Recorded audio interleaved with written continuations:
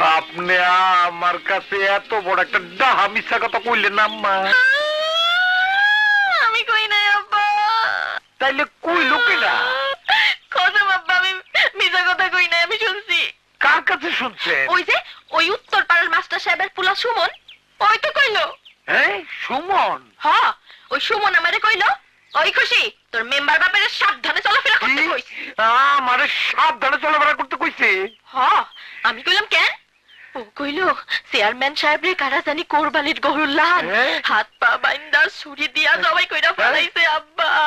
ভয়ে আমার শরীরটা কেমন জানি করতাছে। কাইবেন না আম্মাজান, কাইবেন না। কাবাকাবি ভালো না, শরীরটাকে শক্ত করেন, শক্ত করেন, শক্ত করেন। শরীরটা শক্ত হইছে আব্বা, আমি এখন যাই।